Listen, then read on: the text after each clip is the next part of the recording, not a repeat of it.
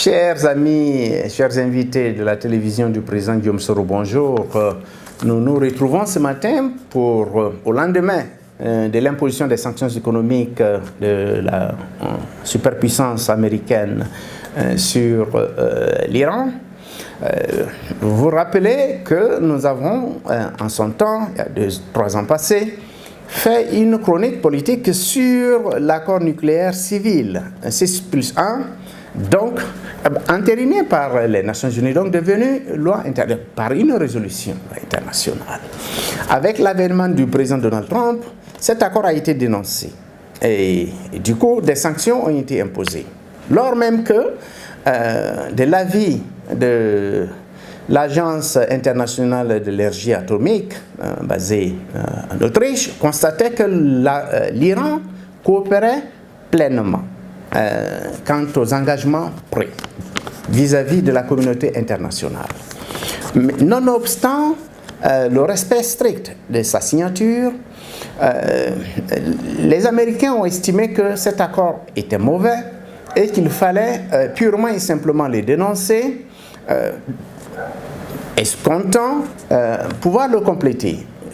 Auquel cas, la position du président Emmanuel Macron de France était la plus idoine et conséquente. Elle disait simplement, cette position, que l'accord est un très bon accord, obtenu de haute lutte après 10 ans de négociations difficiles, rudes, par l'administration Obama.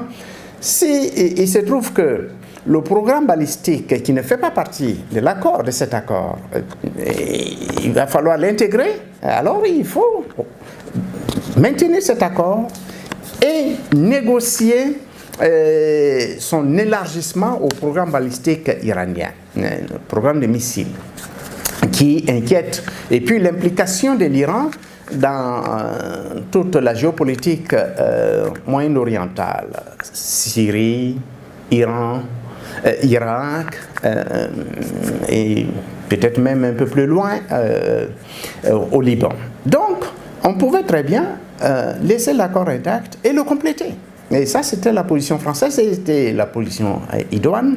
Mais en lieu et place de cela, l'accord a été dénoncé et l'Amérique a imposé des sanctions. Ces sanctions marche sur 2 points essentiels pour contenir l'Iran, l'économie iranienne, mettre l'économie iranienne à genoux, c'est essentiellement le pétrole. Le programme SWIFT, International Transfer Nationaux, et ensuite le fait que toute compagnie, toute personne, la monnaie d'échange internationale, c'est le dollar. Donc du coup, tous ceux qui utilisent le dollar ne peuvent pas le faire. Donc il y a eu des mesures qui ont été prises par l'Union européenne à travers un système, un mécanisme de troc entre les compagnies européennes opérant en Iran, par un système de troc avec le pétrole contre les biens de consommation que les Iraniens pourraient acheter. Ça, c'est d'un. Et de deux, la puissance américaine elle-même a opéré, a accordé 8 dérogations à des pays très importants alliés, dont le Japon, la Turquie, la Chine et l'Italie, pour des raisons idéologiques. Pour la Turquie, c'est évident que la Turquie est centrale dans cette région, et en tant que puissance sunnite pondérée et membre de l'OTAN.